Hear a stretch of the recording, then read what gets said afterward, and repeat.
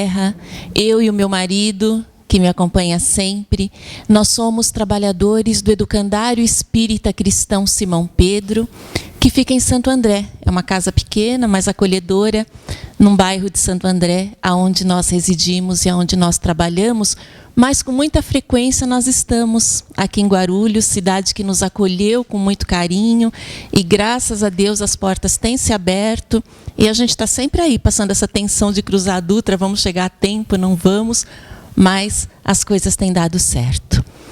E o nosso irmão aqui também falou, logo de início, que nessa noite fria nós estamos aqui. E se nós fizemos essa opção, a opção de estarmos aqui hoje, é porque nós temos expectativas. Cada um de nós veio buscar algo hoje nessa casa, é natural que seja assim. E nós costumamos colocar a expectativa na espiritualidade, nos espíritos do bem que realmente nos favorecem, em Jesus, nosso Mestre. E estamos completamente certos, mas precisamos ter em mente que nós precisamos nos ajudar, nós precisamos fazer a nossa parte. E muitas vezes as mazelas físicas e morais que tanto nos cansam, que tanto nos fazem sofrer, muitas vezes elas podem ter fim, ou elas podem ter pelo menos um grande alívio por atitudes que dependem unicamente de nós. E um desses fardos que nós carregamos inutilmente são os rancores, são as mágoas, os ressentimentos.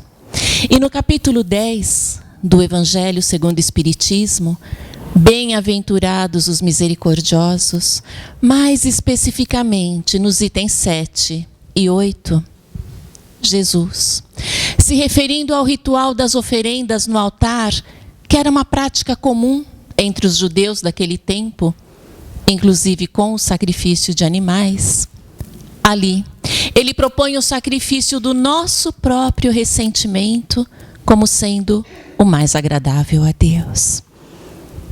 E nessa passagem evangélica, fica bem claro que Jesus não se mostrava nem um pouco preocupado com o culto externo. Ele mesmo afirmou que não veio destruir a lei. Conhecedor profundo da natureza humana, o Mestre sabia que tudo seria diferente à medida em que nós entendêssemos que a nossa relação com Deus sempre esteve muito acima de qualquer ritual. Que o altar verdadeiro é o da nossa consciência e que é nele que nós precisamos oferecer diariamente a luta contra os nossos instintos inferiores e, muito particularmente, o esforço do perdão. Esse sim, um sacrifício real e que traz resultados efetivos, porque nos obriga a nos voltarmos para dentro de nós mesmos.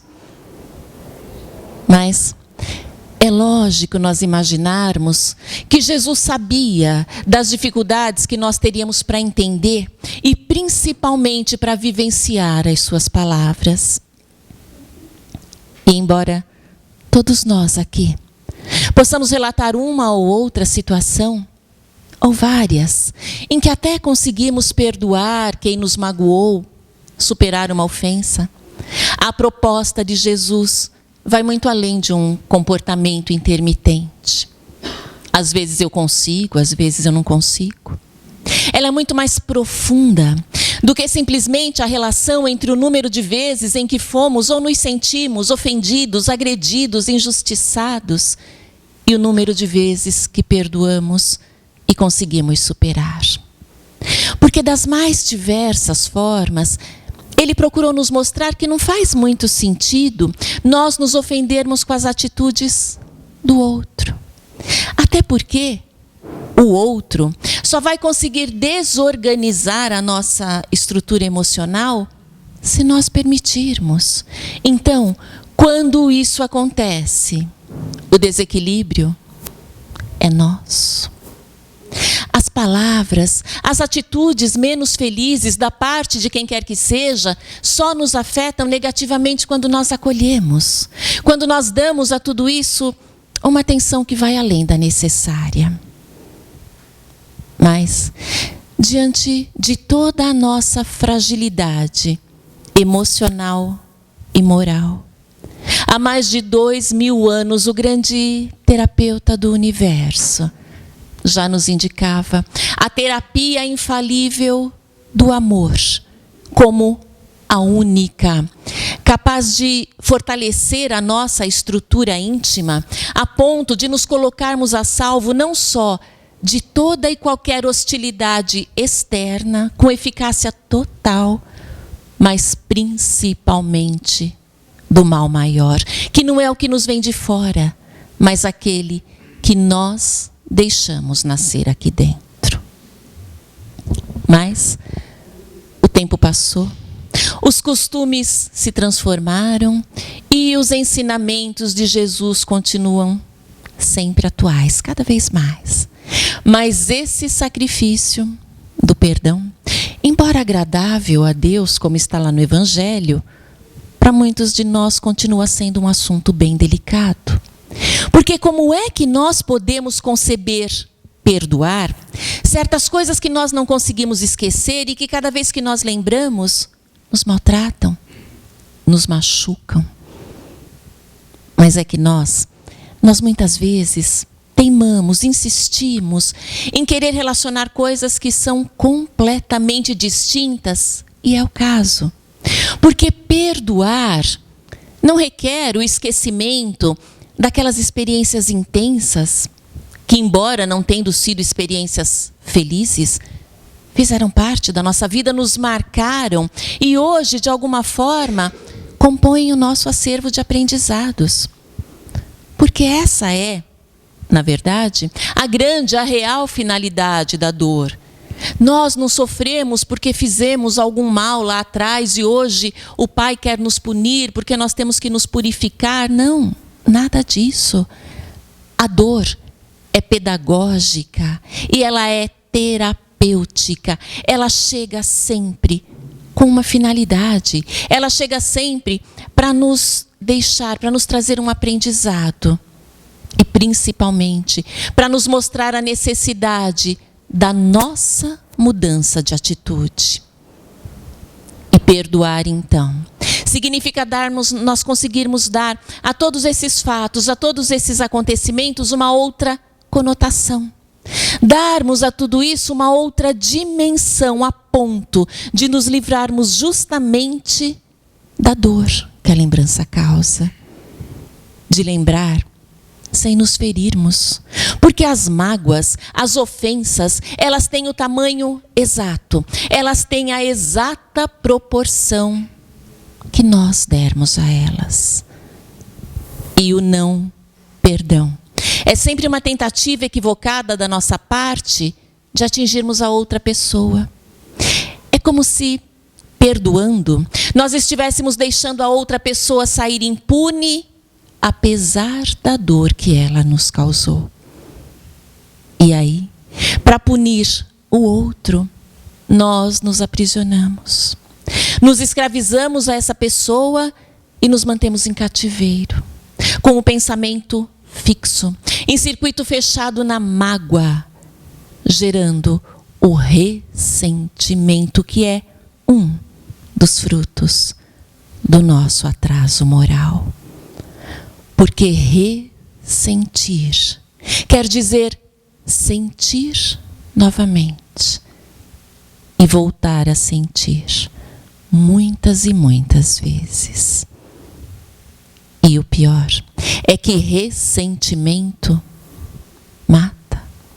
Mata a nossa alegria, mata a nossa esperança, mata a nossa capacidade de perceber a beleza da vida.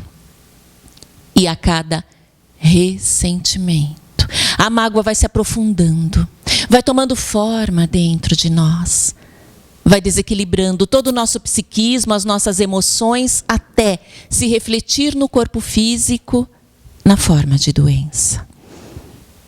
Além disso, a fixação mental que é produzida pelo ressentimento, porque a gente só pensa naquilo, essa fixação mental Quem faz os cursos da casa, quem frequenta com assiduidade, assiste às palestras, já sabe disso. Essa fixação mental pode dar início a obsessões muito graves. E os sentimentos negativos, os sentimentos tóxicos mesmo, que são gerados nesse processo todo, eles não comprometem só a encarnação presente, não. Pelo contrário, eles continuam conosco, encarnação após encarnação, produzindo em nós todos os seus efeitos danosos até que nos reconciliemos com o adversário do passado.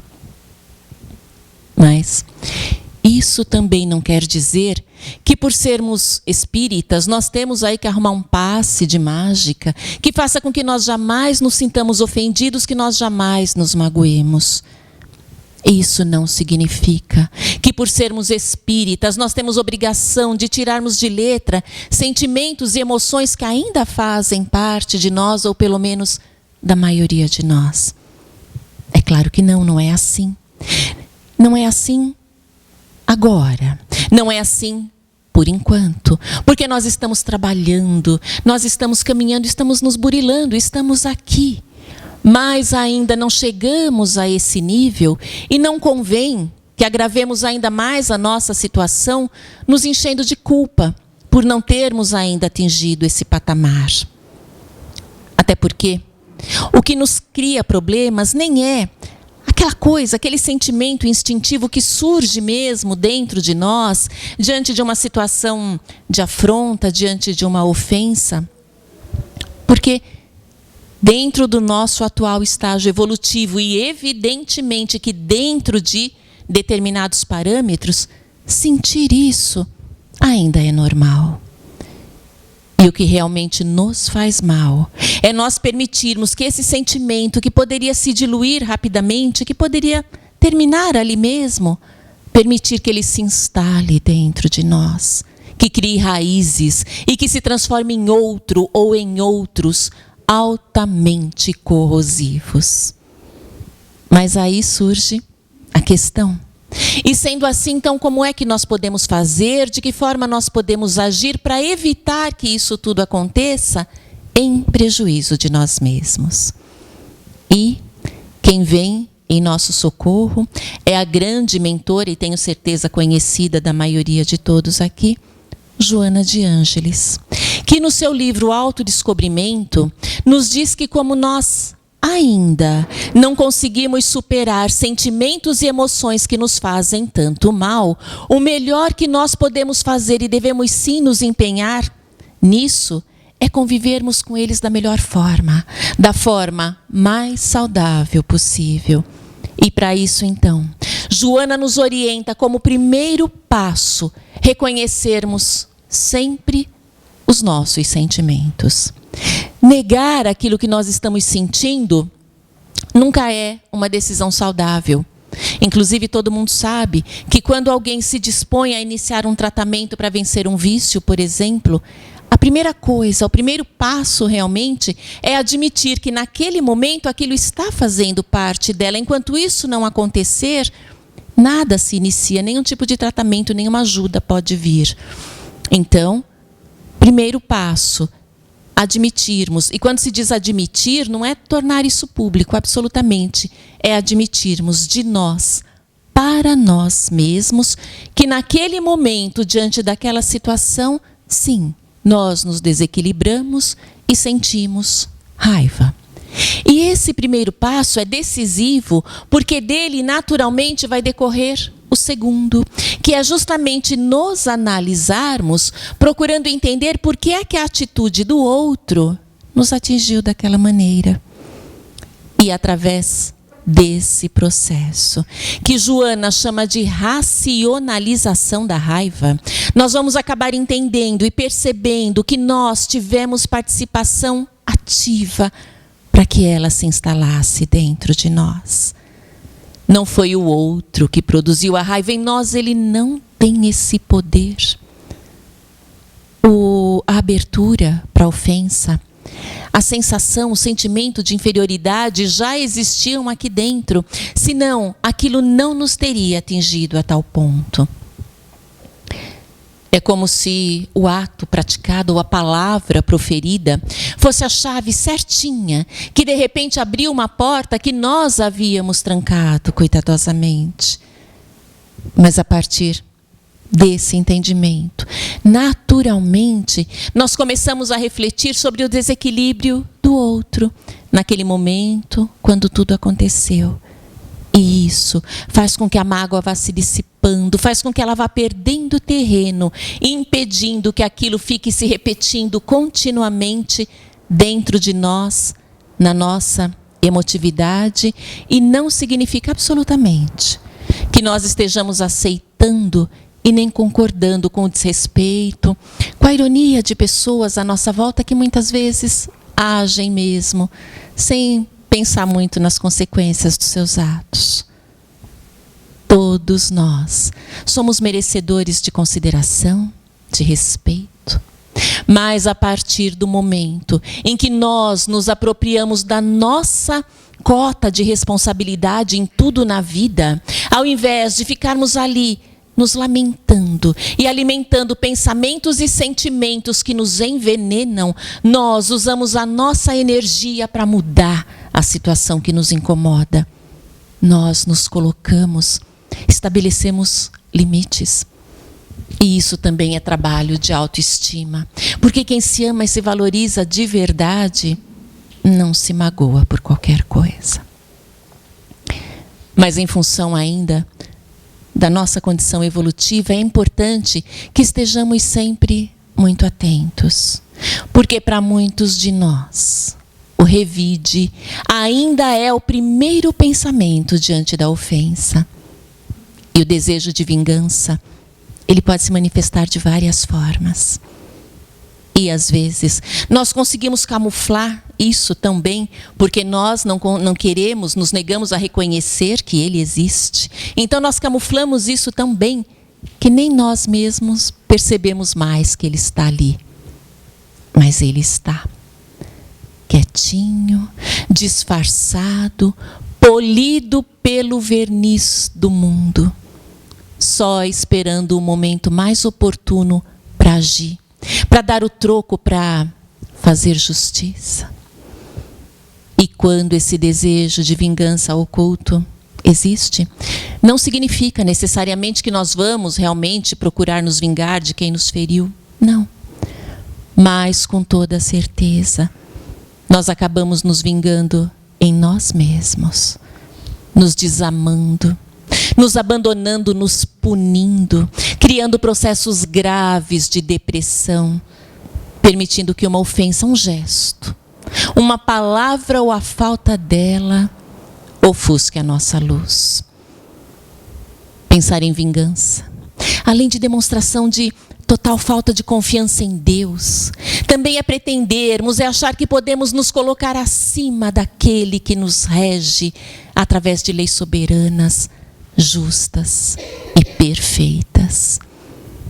E o desejo de prejudicar o outro nunca vai encontrar respaldo na lei de Deus. Ninguém precisa desejar o mal de alguém para que esse alguém responda pelos seus atos perante a lei divina. Porque Jesus nos trouxe a certeza de que somos guiados por leis perfeitas. Quem prejudica o outro deve sim ser reeducado, receber a pena correspondente, mas para isso existem as leis humanas. E se elas falharem, porque nós sabemos, elas são falíveis, e também não alcançam todas as situações, nesses casos, confiemos, porque existe a lei maior, a lei de Deus. Essa sim, justa e infalível. Então, entreguemos os nossos desafetos nas mãos do Pai e sigamos em frente. Porque o médico das nossas almas não para por aí. Ele vai além e nos prescreve o tratamento por inteiro. Se alguém te bater na face esquerda, ele diz, oferece também a outra. E oferecer a outra face Quando nós somos violentados nos mais diferentes aspectos, é termos coragem suficiente para assumirmos a postura contrária. Dar a outra face é mudar a paisagem. Porque revidar, isso é para o comum dos homens. Mas oferecer a outra face é para aqueles que já conheceram Jesus.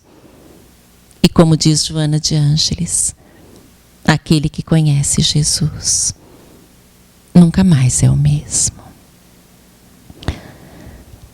Ainda com relação ao perdão, existe um aspecto muito peculiar e para o qual a nossa doutrina espírita nos chama a atenção de forma muito especial, quando ela nos ensina que da mesma forma que o amor, o ódio também atravessa as fronteiras do túmulo, da vida física, e que tanto os nossos amigos quanto os nossos desafetos desencarnados estão sempre por perto, tentando nos influenciar.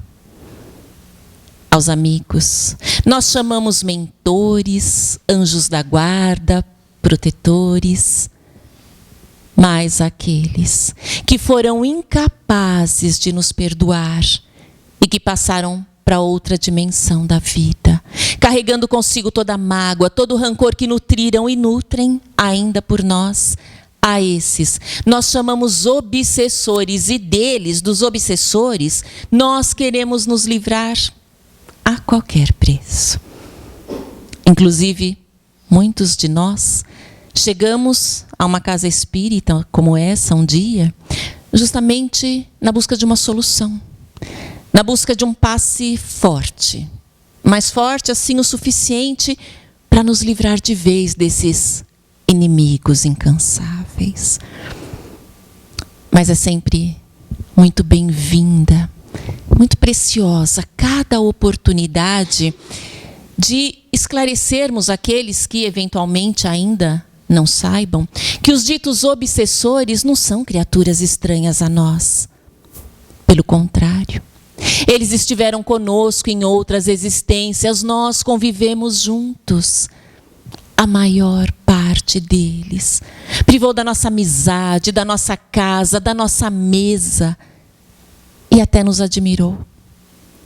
E se eles estão, às vezes, por séculos, estacionados, presos ao ódio, perdendo um tempo preciosíssimo, esquecidos de si mesmos e dedicando toda a sua energia em nos perseguir, se eles estão nessa situação, é porque nós fomos e ainda somos importantes nas suas vidas.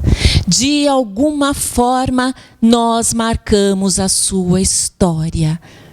Daí a dor, daí a inconformação, daí a convicção que eles alimentam de que se eles não podem, se eles não conseguem ser felizes, nós também não podemos.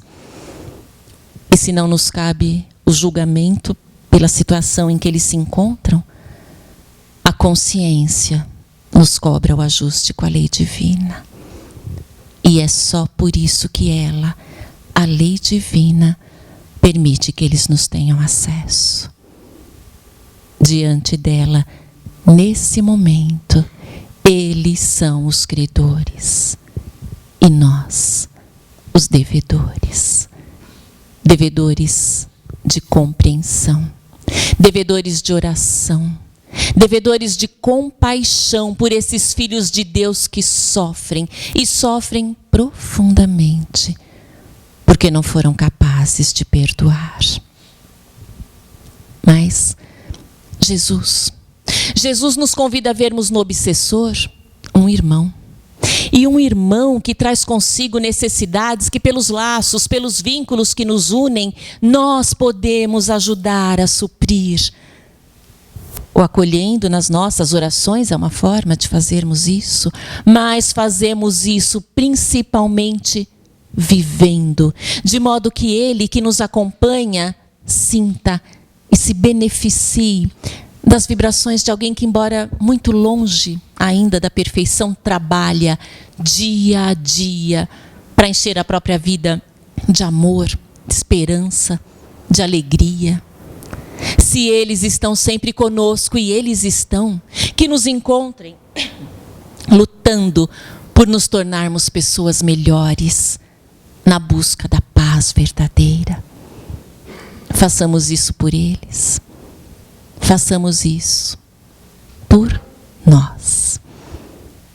E nesse processo do perdão, que passa pelo autodescobrimento, que vai exigir de nós trabalho, persistência, paciência conosco mesmos, nele.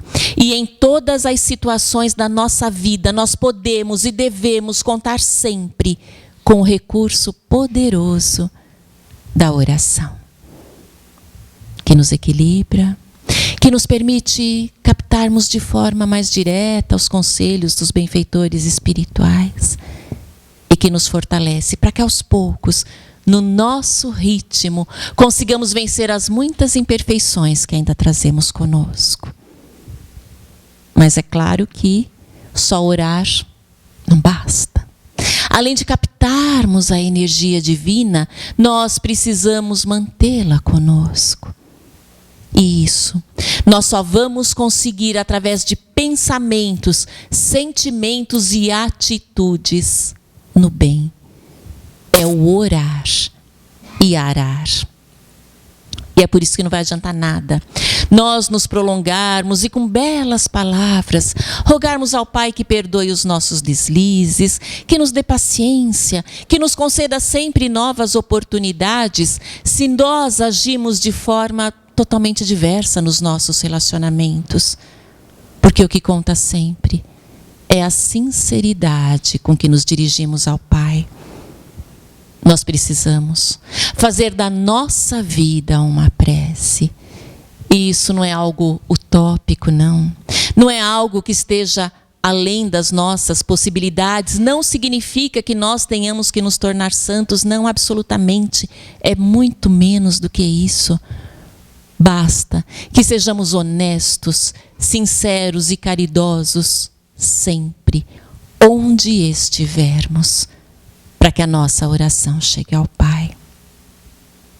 E, falando em sinceridade, em coerência, a gente pode até aproveitar para dar tempo para abrir parênteses e traçar um paralelo com aquela situação do médium, do trabalhador ou mesmo do frequentador de qualquer casa espírita, que no dia da reunião procura policiar os seus pensamentos, cuida para não proferir palavras de baixo calão e até se priva de determinados alimentos, tudo como preparação para os trabalhos de logo mais.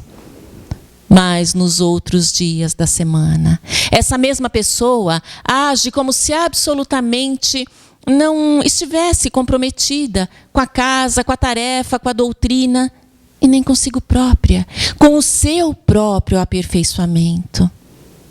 Por que será? Será que nos preservando de tudo aquilo que pode nos desequilibrar, nos desarmonizar um único dia na semana, isso é suficiente para nos colocar em sintonia com os espíritos do bem? E ainda que fosse assim, isso é suficiente para nós sintonizarmos os benfeitores espirituais uma vez por semana e dentro do centro.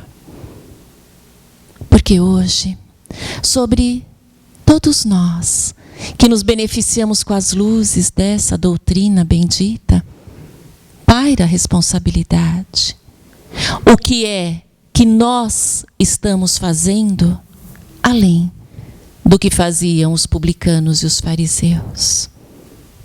Nós, que frequentamos uma casa espírita, que estudamos a doutrina e que somos, sim, os seus representantes onde quer que estejamos, que estivermos, a mensagem que nós temos transmitido através das nossas atitudes nas situações do dia a dia, ela é condizente com o evangelho que dizemos seguir.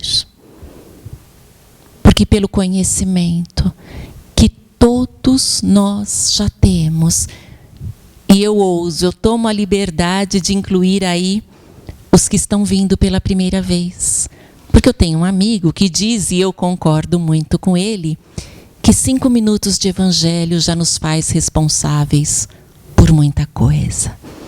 Então, pelo conhecimento que todos nós já temos, por tudo e por tanto que todos nós já recebemos essa noite mesmo, desde que transpusemos os umbrais da casa, passamos pela porta e fomos acolhidos, beneficiados, amparados pelos trabalhadores que aqui estão.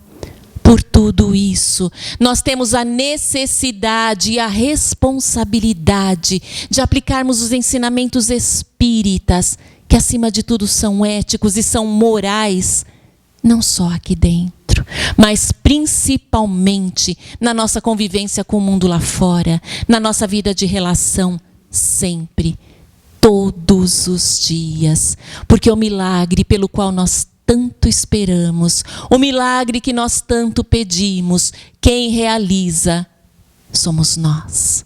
A espiritualidade nos favorece, nos ajuda, nos intui para o bem, mas a iniciativa precisa ser nossa. Nós precisamos empenhar a nossa energia naquilo que nós buscamos.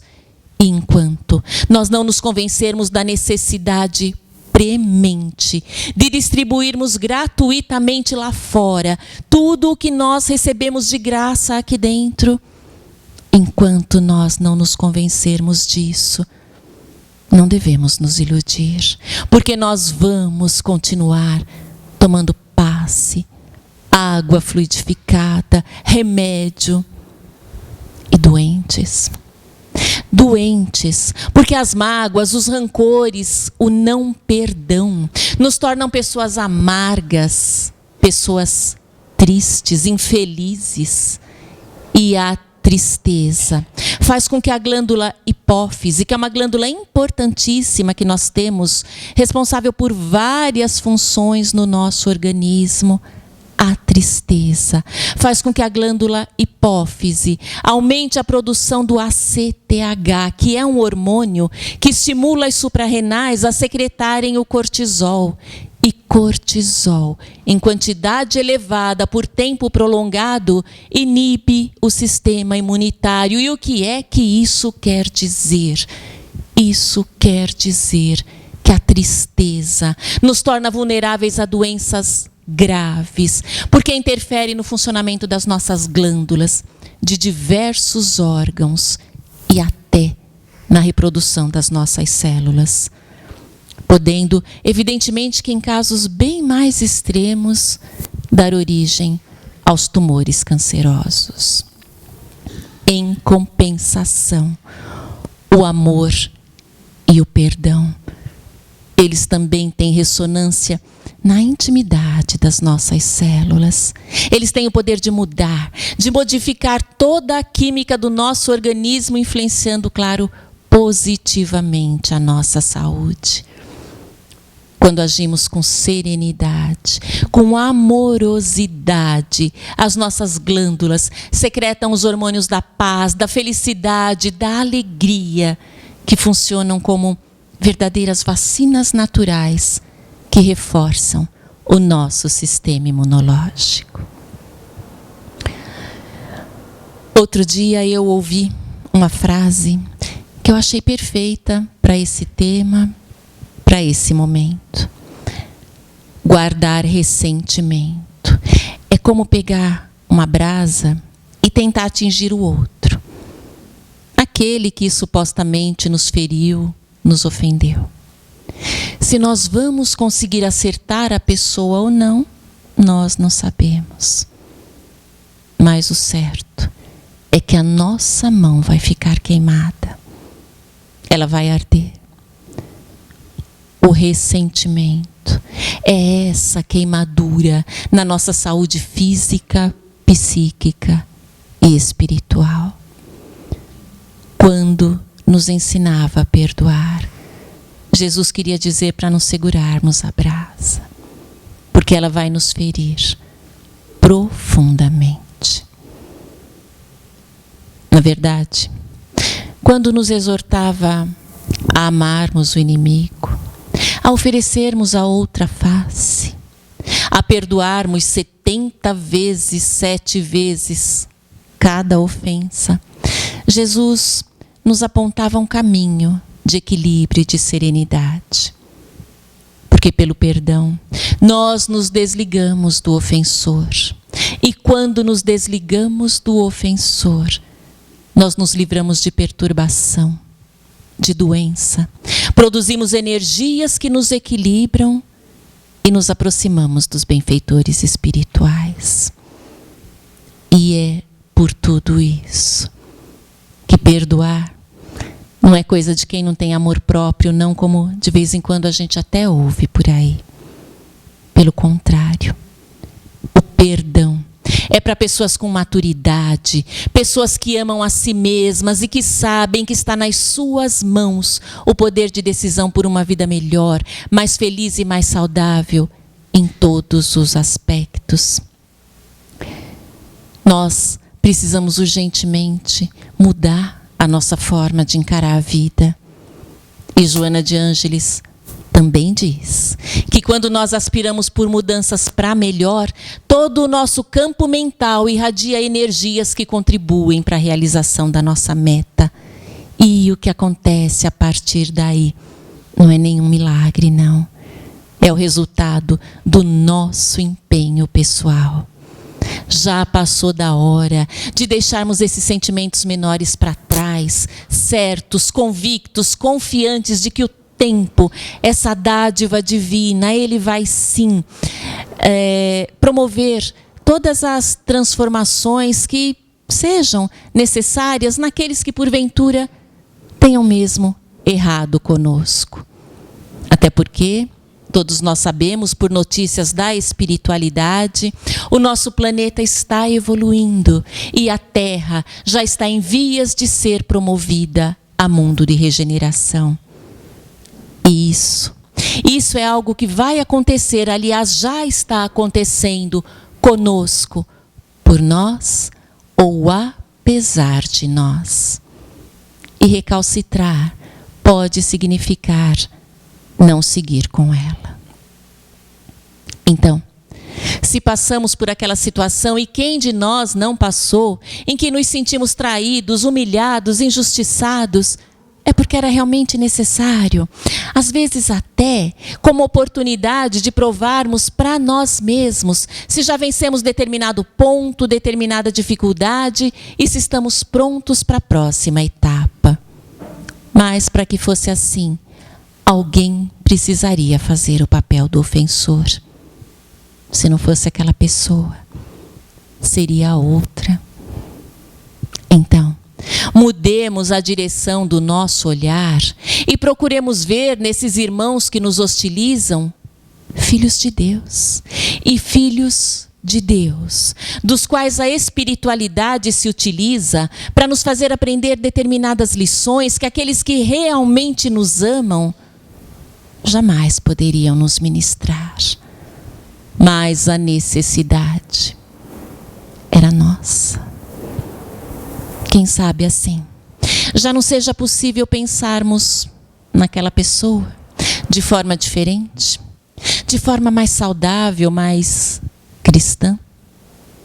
Qualquer mal que ela nos tenha direcionado, só por ter se projetado na sua mente, já se gravou no seu perispírito. Já existe ali uma mancha que um dia vai precisar ser removida. Da mesma forma que todo mal que nós praticamos ou no qual pensamos mais insistentemente, também se registra no nosso perispírito como uma mácula que turva a veste nupcial, como diz lá a parábola. Para ficarmos magoados, ressentidos e doentes, basta permanecermos inertes. Para perdoar é preciso agir. E Jesus sempre nos convidou à ação. O perdão é uma atitude individual, unilateral, ela independe do outro. Da mesma forma que eu me aprisionei, eu me liberto. e livre. O espírito cresce, progride e aprende que perdoar é só o começo. É só o início de uma jornada que vai nos conduzir a um nível tal de compreensão, de evolução, que nós não vamos perdoar mais ninguém. Mas isso, porque nós sequer chegaremos a nos ofender. Que Jesus nos abençoe, que possamos encontrar no nosso Mestre, no nosso eterno modelo e guia, a força, a determinação para iniciarmos esse processo, esse trabalho do perdão. Lembrando que esse trabalho se inicia sempre começando por nos perdoarmos a nós mesmos. Muito obrigada, boa noite a todos.